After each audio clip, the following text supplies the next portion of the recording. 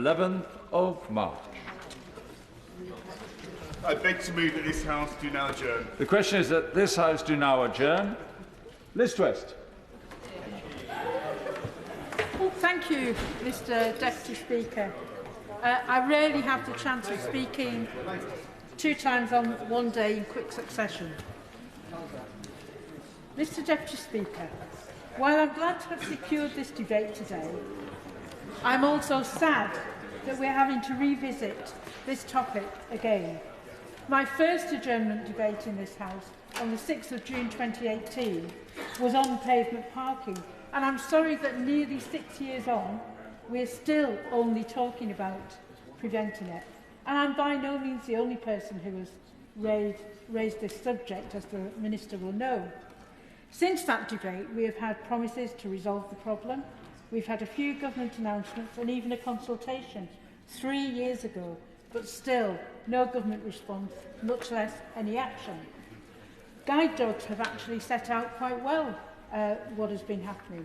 They pointed out that they supported private members' bills in the House of Commons in 2014 and 2015, which contributed to the Department for Transport's decision to commission research on pavement parking. The Department for Transport subsequently held a consultation on managing pavement parking between the 31st of August and the 22nd of November 2020, exploring 3 options. Firstly, improving the traffic regulation order process under which local authorities can already prohibit pavement parking. Secondly, a legislative change to allow local authorities with civil parking enforcement powers to enforce against unnecessary obstruction of the pavement. And thirdly, a legislative change to introduce a London-style pavement parking prohibition throughout England. And guide dogs tell me that while they supported all 3, they had a strong emphasis on option 3, on introducing a law across the rest of England. I will give one. I thank my honourable friend for giving way and holding this important debate. In Manchester, pavement parking continues to prevent people from participating in everyday life, especially vulnerable and disabled people. Back in May 2023, I petitioned to Parliament to outlaw pavement parking across the country. This had huge support from my constituents and local authorities, but the government have done nothing about it. Does my honourable friend share my concern that the government are continuing to show their contempt for the people of Britain by failing to enforce this simple measure that will greatly benefit the public? Well, I thank my honourable friend for his intervention, and I absolutely agree with him on that issue. Now, the arguments for having a pavement parking ban really need little restatement, Mr Deputy Speaker. And the thing is that all those organisations who have contacted me since I secured this debate are largely in agreement. They say that pavement parking puts pedestrians in danger, including disabled and older people, as well as parents with children, and the government must take action. And certainly locally, I know that there are major issues around the school run for parents and children negotiating parked cars. It's also clear from my constituents who raised this issue that it's a very deeply felt issue, and I'm sure they will not be alone in this in Blaydon. Residents regularly tell me of the issues pavement parking causes outside the local shops in Winlayton, along the High Street in Berkeley, or even just up from my home along the main road in Wrighton. Now, one organisation that's done a lot of work on this issue is Guide Dogs UK, who I quoted earlier. This is because pavement-parked vehicles pose a particular risk to people with sight loss, blocking their routes, creating trip hazards and forcing them to walk onto roads full of traffic, which they cannot see. Research from Guide Dogs UK has found that virtually all people with sight loss have been forced to walk in the road due to pavement-parked vehicles.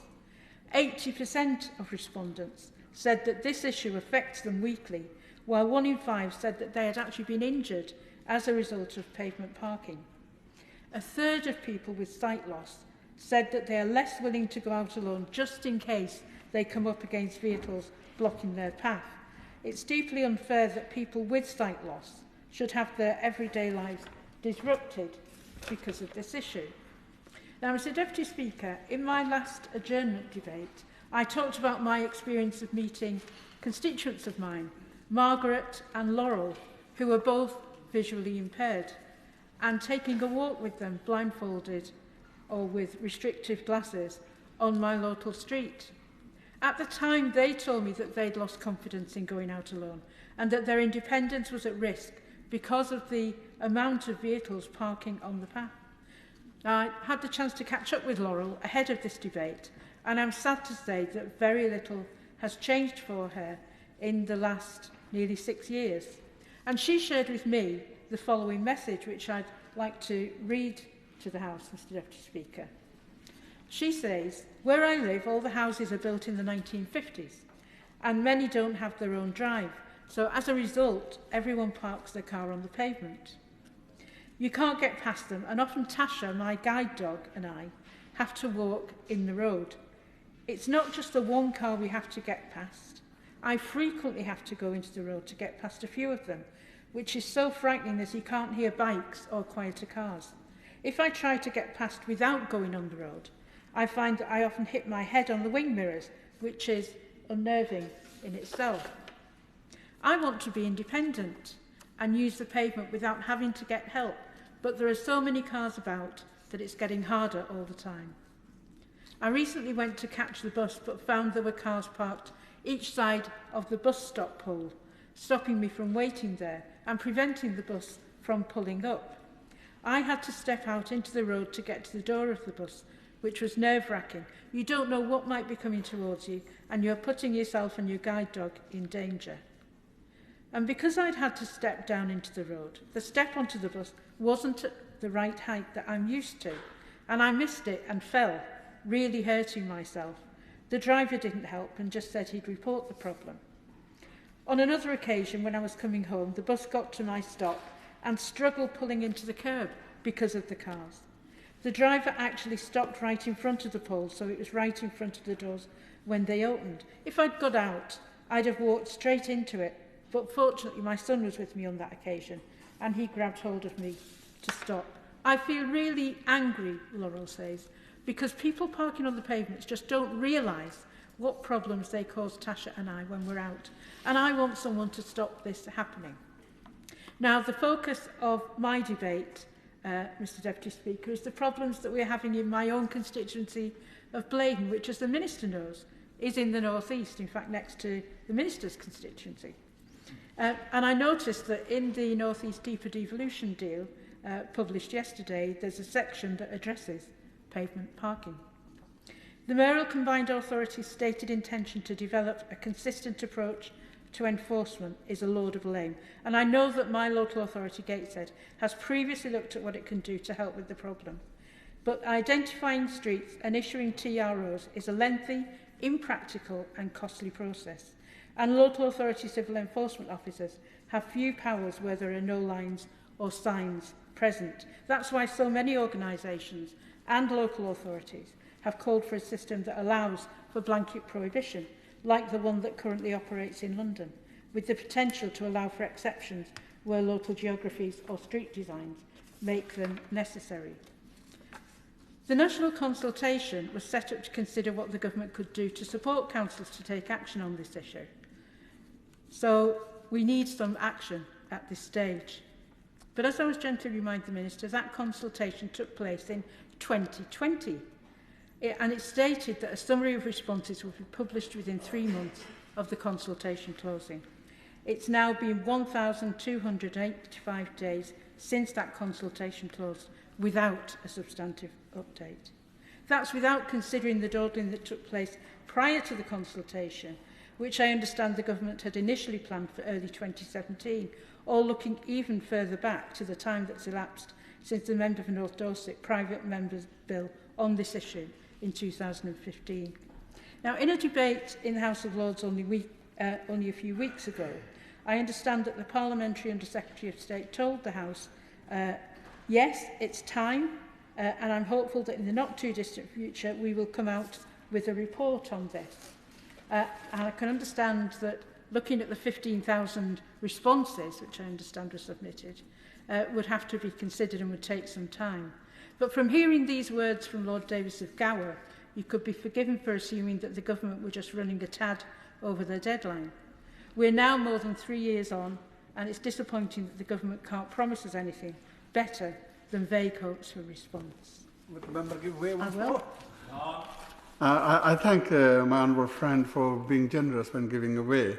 A recent report by Sustrans has found that in Greater Manchester, 49% of the people wish to walk or use their wheelchair more, and 40% want to cycle more.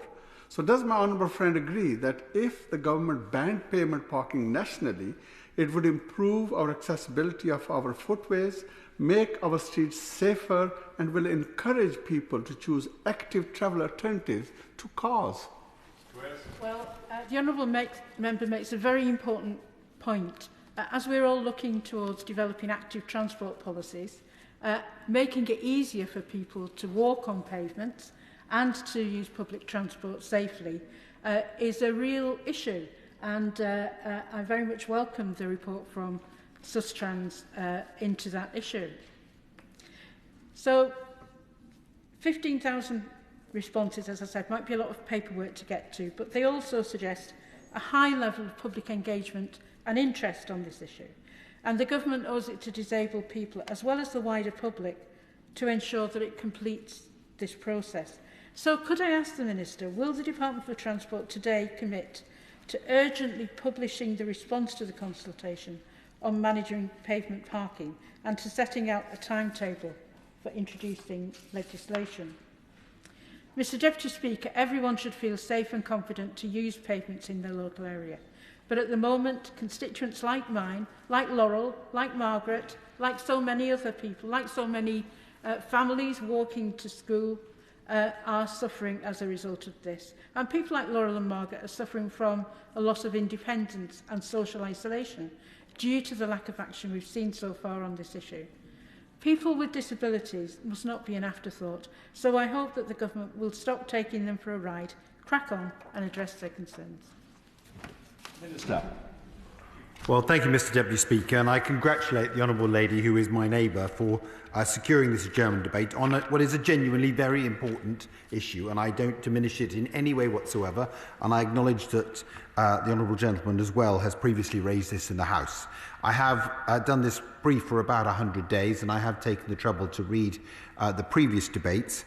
I'm also acutely conscious that there is a vast amount of evidence provided by a very, very large amount of organisations. I, like her, have met Guide Dogs UK, and I know that this is a very serious issue, and it does affect individuals up and down the country in a genuine and a serious way, whether that is people who are disabled, people who have children, people with prams and buggies, walking the dog, trying to encourage active travel, for which I'm also the Minister, and for which we have increased the budget by 10 times, and we are trying to persuade people to get behind. So I don't want in any way to diminish the importance of the issue, and I utterly acknowledge it is very serious.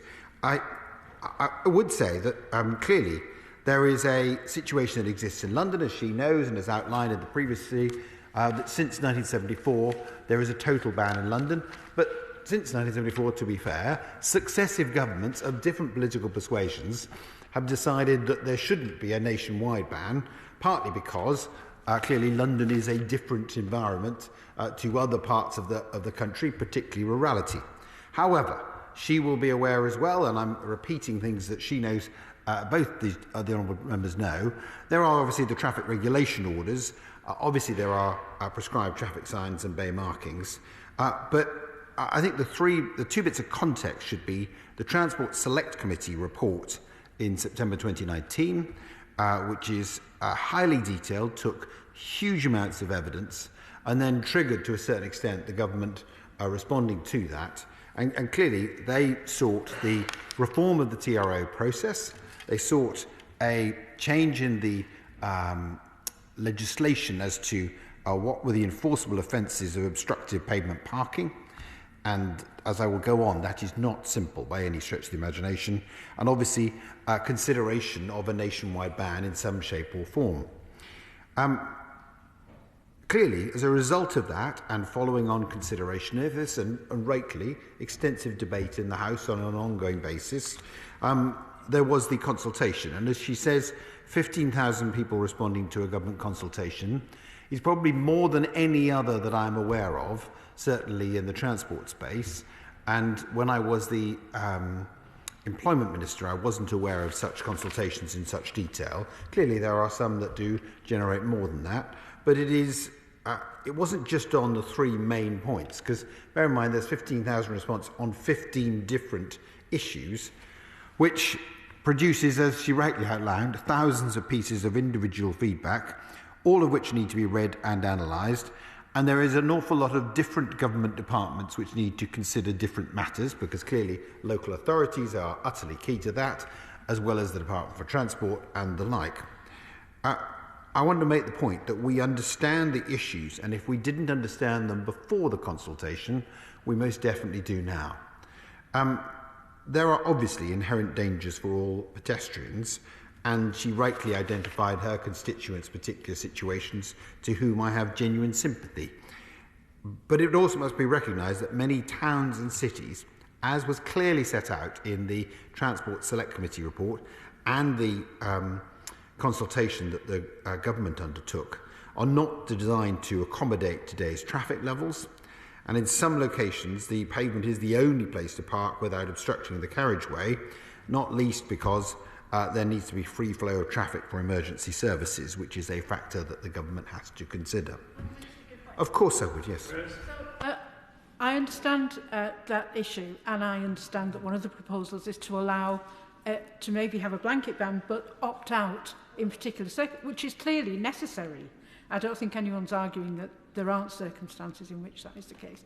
But it's sounding as if we're not getting to a conclusion, we're not going to have a decision on this issue because it's too difficult. Is that right? I think that's slightly unfair, with great respect, because I endorse entirely the comments of my right honourable friend, Lord Davies of Gower, who answered that specific point in the House of Lords very, very recently, where he specifically said that government was coming to a conclusion very soon. This is something that unquestionably I am aware of since I have taken up this post, and it is unquestionably something that will be decided in the very near future. I don't want her to walk away from this debate thinking that that isn't something that isn't on consideration. So, as she knows, existing legislation does allow local authorities to introduce traffic regulation orders to manage traffic. And examples are one-way streets or banned turns, and the TROs also allow local authorities the freedom to decide if and how they wish to restrict pavement parking in their local area. However, we acknowledge, and the consultation clearly shows, that the process for making a TRO can be time-consuming and burdensome for local authorities. And it is clear that that requires reform. What reform looks like is not simple, but it is unquestionably the case that we feel there is a capability of doing that. There is also the scope to reduce the cost of this process because there is undoubtedly a large amount of bureaucracy and time that goes with it. And if one could introduce a digitised, non-paper-based system, that would speed up applications and clearly make communication better. Clearly there is a clause that will make that change in the Automated Vehicles Bill, which is going through the House and had its second reading earlier this week. This will also make it, last week I should say, this will make it quicker and cheaper for local authorities to implement TROs. The second recommendation made was in respect of unnecessary obstruction of the road. Now, there is already some criminal offences in this space, and we are looking at how we amend the regulations to make unnecessary obstruction of the pavement enforceable by local authorities, whilst leaving obstruction of the carriageway as rightly a criminal matter. This would enable civil enforcement officers to address instances of unnecessarily obstructive pavement parking as and when they find it. Enforcement against this offence will be more targeted than a general prohibition of pavement parking. I will briefly, yes. I'll be quick. I thank the Minister for giving way the Minister has accepted that we do have laws in London, but not in the rest of the country. Now, would it not be consistent to have across the board same law? After all, London isn't the only important city. We have many other cities like Manchester, like Birmingham and others, which are also important. Well, there are challenges with this option. Parking offences are currently subject to local authority civil enforcement and are violations of clearly defined restrictions indicated by traffic signs and road markings. By contrast, unnecessary obstruction could not be indicated by traffic signs or bay marking, as obstruction is a general offence that may occur anywhere. It is also difficult to define, and it will require case-by-case assessment, and the department would likely need to issue very, very specific guidance to steer local authorities as to what might be deemed unnecessary obstruction in order to prevent inappropriate and inconsistent enforcement. However, the third option as well is obviously a national prohibition. Clearly, that is something that is being considered, but there is no question that there was considerable pushback against that in certain circumstances, and as the Honourable Lady has outlined, that one is trying to assess how it is possible to do that in the circumstances where there is very significant and large local authorities in rurality in particular, which would struggle to make the specific decisions in relation to exemptions. However, it is the case that we are looking at that particular situation and making a decision where pavement parking would be necessary, and then obviously a local authority would have to implement the necessary exemptions, place traffic signs and bay marking to indicate all the places where pavement parking was to be permitted, and particularly in rural contexts that would be extremely difficult to do. However, it is not by any stretch impossible. The consultation also gave consideration about what needs to be given, what consideration needs to be given to whether it be disproportionate. For example, I've gone into the rurality issue, but I want to try and finish on the one key point, which is one can talk about the relative merits or otherwise of local government, of the London approach, and whether it is the panacea that all seek to say it is. But ultimately, we must finish on one key point, which is this is ultimately about personal responsibility by the owner of a vehicle. And I really want to ram home the point that, as is set out in the Gospels, do unto those as you would have done to yourself. And it is, I won't take a further intervention actually, and it is unquestionably the case in the circumstances that apply here, we need to send out the very, very strong message to the drivers of this country that it is incumbent upon them to park responsibly, to look after their local neighbour, to be in a position that they are conscious of the wider impacts of their decision to own a car, and so that in their street and in their community they are accommodating the people who are struggling. Thank you. The question is that this House do now adjourn. As Mayor, let me say aye. Aye. I think the ayes have it. The ayes have it. Order. Order.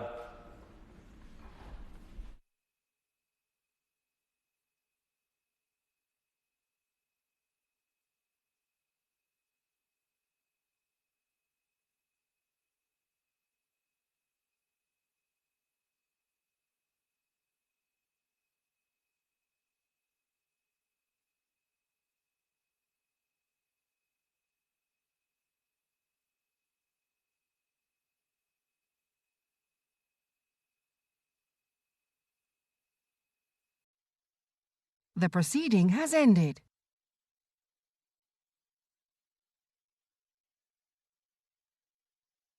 The proceeding has ended.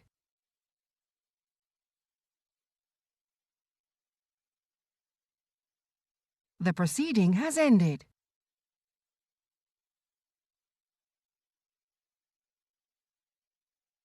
The proceeding has ended.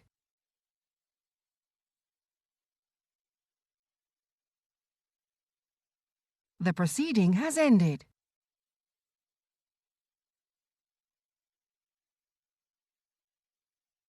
The proceeding has ended.